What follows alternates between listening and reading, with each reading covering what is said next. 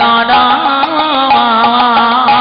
যেমনি তোর কলা গরু তেমনি তোর গড়া আবার কালোর মাছে আবার কালোর মাছে আবার কালোর মাছে ওই নয়ালা ঝালা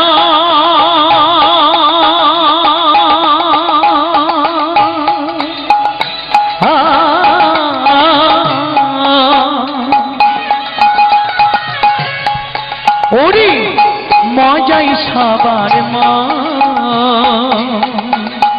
আবার কালোর মাঝে আবার কালোর মাঝে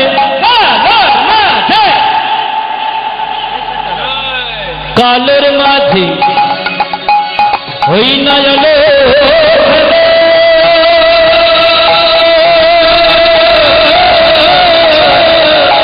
ওরে মজায় সবার মা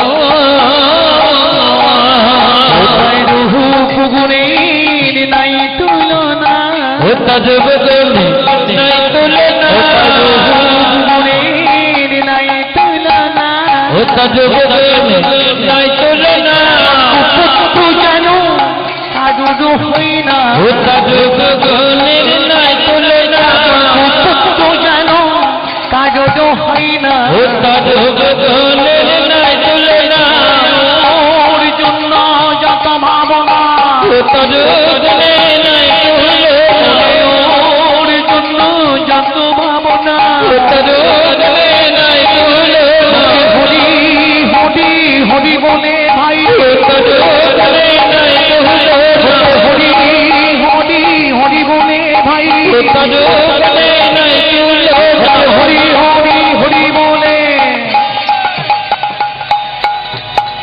ও তাজব গনে নাই তুলনা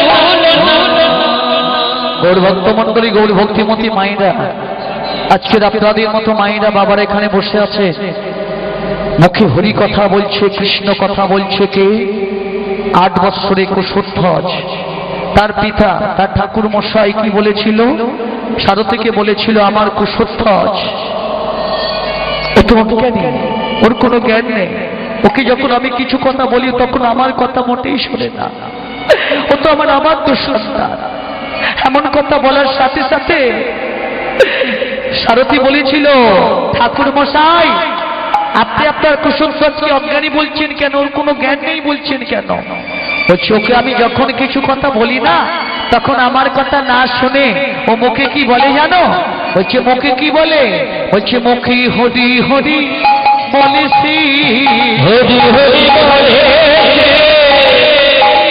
বলেছি হরি হরি বলে বাহু তুলি নাচিয়া হরি হরি বলে বাহু তুলি নাচিয়া হরি হরি বলে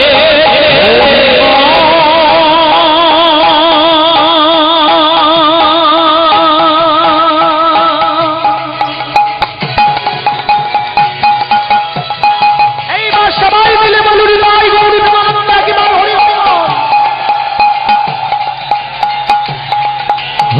বল।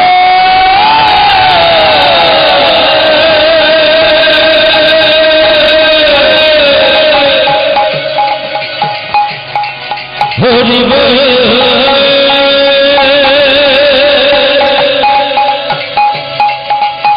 হরি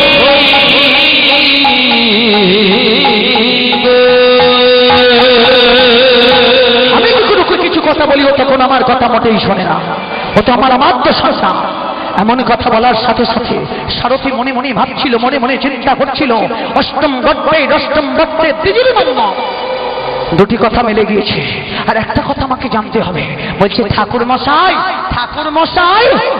আপনাকে আর একটা কথা আমি জিজ্ঞাসা করব বলছে বলো কি কথা বলছে ঠাকুর মশাই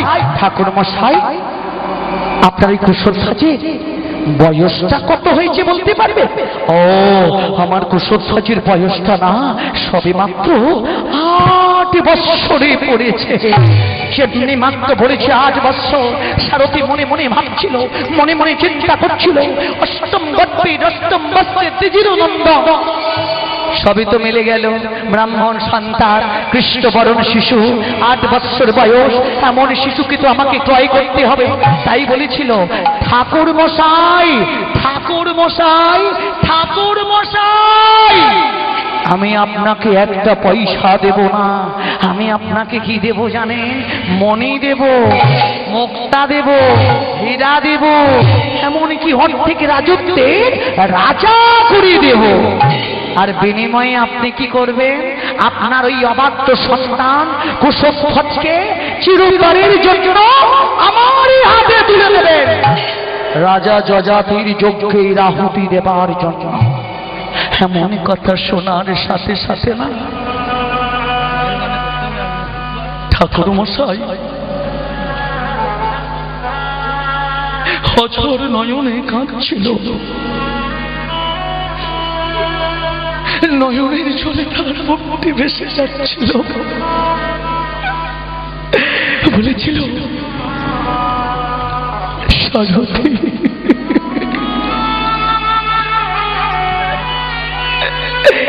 কি কথা তুমি আজ আমাকে শোনালে গো? আমার কুশধ্বজকে আমি বিক্রয় করে দেব। ওকে বিক্রয় করে আমি কি পাবো বললেন জানো? ওকে বিক্রয় করে আমি মণি পাবো,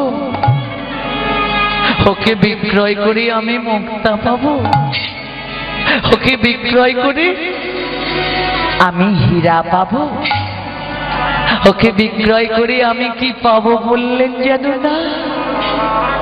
ওকে বিক্রয় করে আমি হব অর্ধেক রাজত্বের রাজা। আজ আমার কি আনন্দ গো!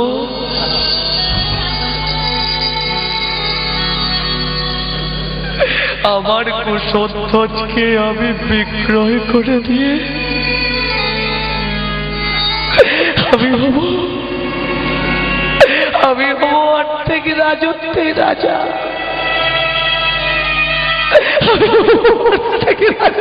রাজা, আজ আমার কি আনন্দ!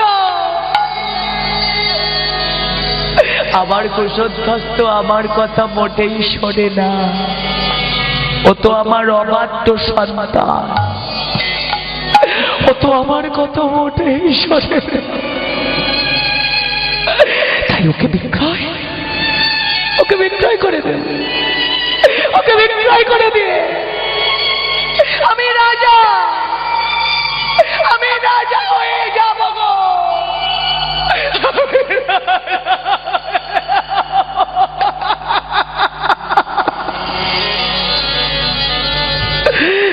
রাজা হয়ে যাব।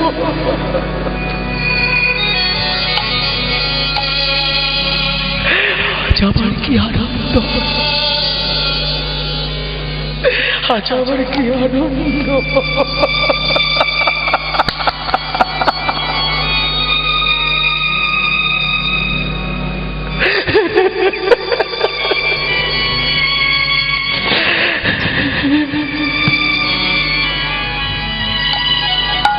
আমার কুশধ্বজকে আমি বিক্রয় করে দেব। ও তো আমার কথা মোটেই শোনে না, ওকে আমি বিক্রয় করে দেব।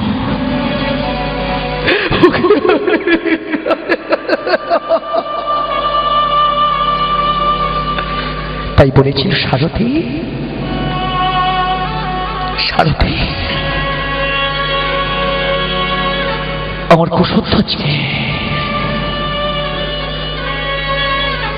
আমি চিরতরের জন্য আমি তোমারই হাতে তুলে দেব।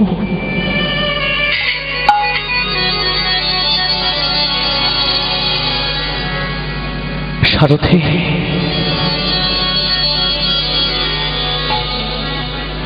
আমার কুশধ্বজকে চিরতরের জন্য তোমারই হাতে তুলে দেব। আজ শনি দ্বিজ কাহি নাই তো রাজ স্বরূপের শনি আজি শুনে দিজব কহে রজনে আজ শনি দ্বিজ কাহি নাই তো রাজ স্বরূপের শনি আজি শুনে দিজব কহে না তোমার রজসর রজনে মনে মুক্তালব দুঃখ খুঁজাইব ওরে মনে মতলব খুঁজাইব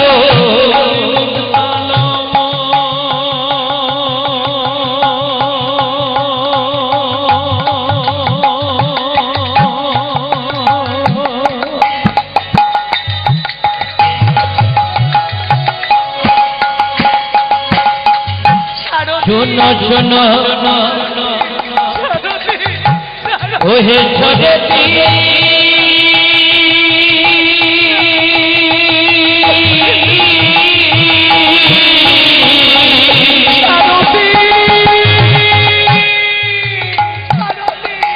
শোনো শোনো ওহে সরতি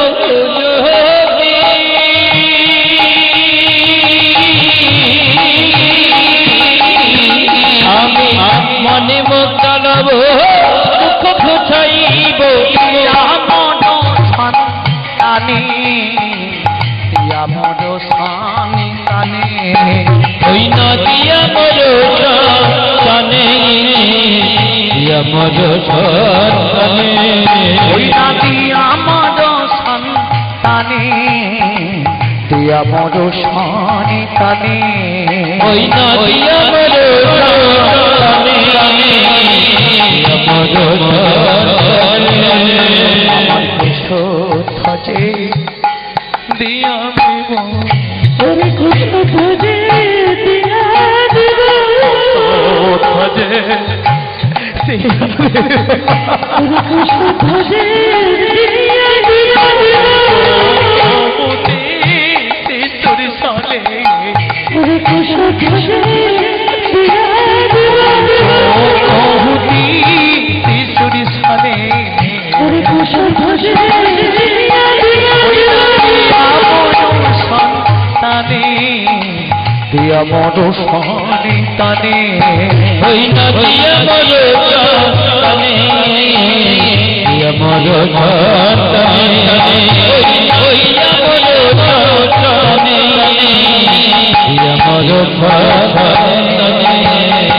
আমার কুশধ্বজকে আমি চিরতরের জন্য তোমারই হাতে তুলে দেব। এসো আমারই সাথে এসো। ঠাকুর মশাই সারথীকে সাথে করে নিয়ে নিজ গৃহে দাঁড়িতে গিয়ে দাঁড়িয়েছে। দাঁড়িতে যখন দাঁড়িয়েছে না, ততক্ষণে কুশধ্বজ কোথায় গিয়েছে মা গো? ততক্ষণে কুশধ্বজ কোথায় গিয়েছে বাবা? ততক্ষণে কুশধ্বজ পাঠশালাতে গিয়েছিল। কোথায় গিয়েছে? পাঠশালাতে। গরুমশাই সেই দিন কুশধ্বজকে লিখতে বলেছিল। কুশধ্বজ কিছুতেই লিখছিল না, কুশধ্বজ কিছুতেই পড়ছিল না। গরুমশাই পড়তে বলেছিল, পড়ছিল না, লিখতে বলেছিল, লিখছিল না।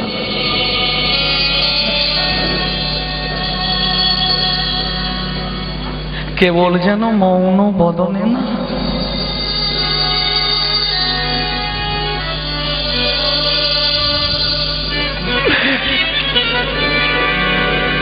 কি যেন চিন্তা করছে কুশধ্বজ।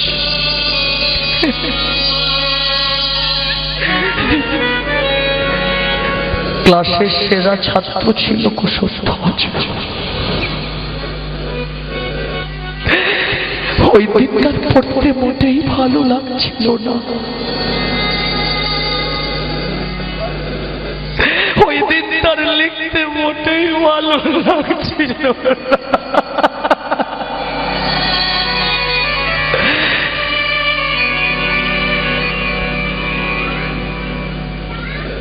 বন্ধু বান্ধব সখারা ডেকে ডেকে বলেছিল,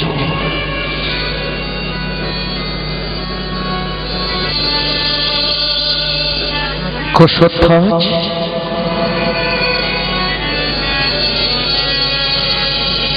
তুই আজকে পড়ছিস না কেন? কুশধ্বজ তুই আজকে লিখছিস না কেন? তুই তো ক্লাসের সেরা ছাত্র রে, তুই তো দৈনন্দিন পড়তিস লিখতিস, আজ লিখছিস না কেন? আজ পড়ছিস না কেন? বলছে জানিস আমি না গতকাল একটা স্বপ্ন দেখেছি।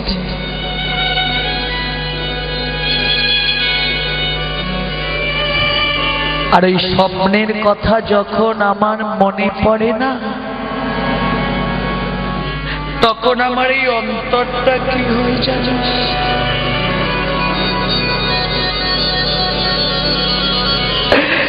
তখন আমার এই অন্তরটা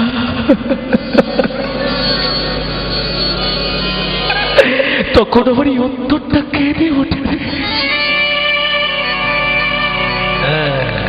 বলছে কি স্বপ্ন তুই দেখেছিস কুশধ্বজ? যার জন্য তোর আজকের এত ভাবান্ত, যার জন্য তোর আজকের এত চিন্তা। বলছে শুনবি, তোরা সবাই শুনবি,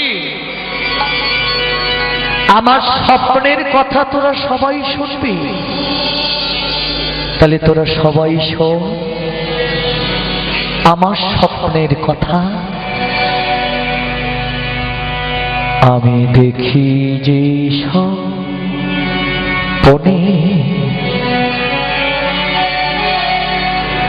ওরে কহি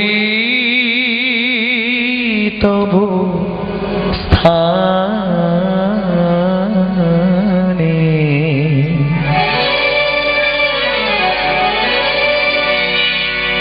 আমি কহিতেছি কোন পুটি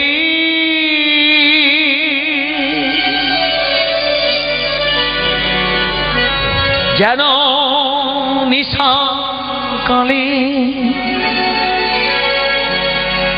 আমার হৃদয়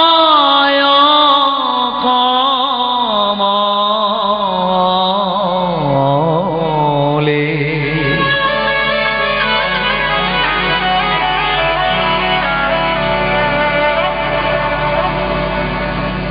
আমার প্রাণ যেন আমার প্রাণ যেন কেঁদে ওঠে।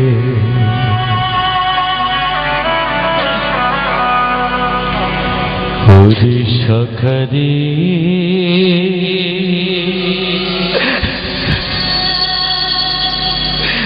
ওরে সখরি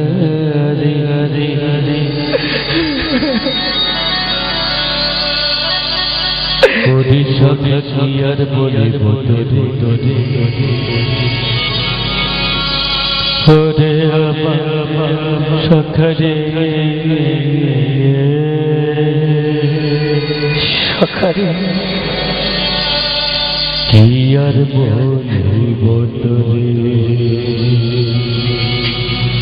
আমার স্বপ্নের কথা তোরা সবাই শুনছিস না?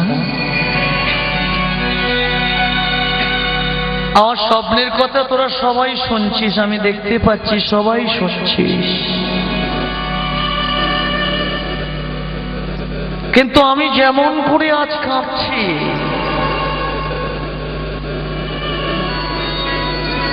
তোরা তো কেউ কাঁদছিস না।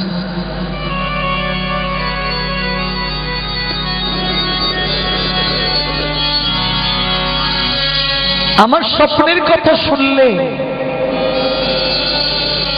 আমি যেমন করে কাঁদছি তোরা সবাই কাঁদবি রে, তোরা সবাই কাঁদবি আজ। তাহলে তোরা সবাই শোন আমার স্বপ্নের কথা। জ্বালিয়া হুতাশ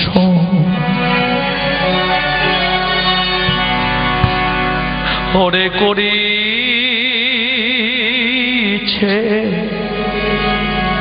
দাহ,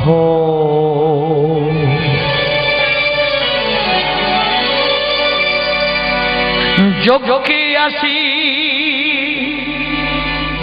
মুনি ঋষি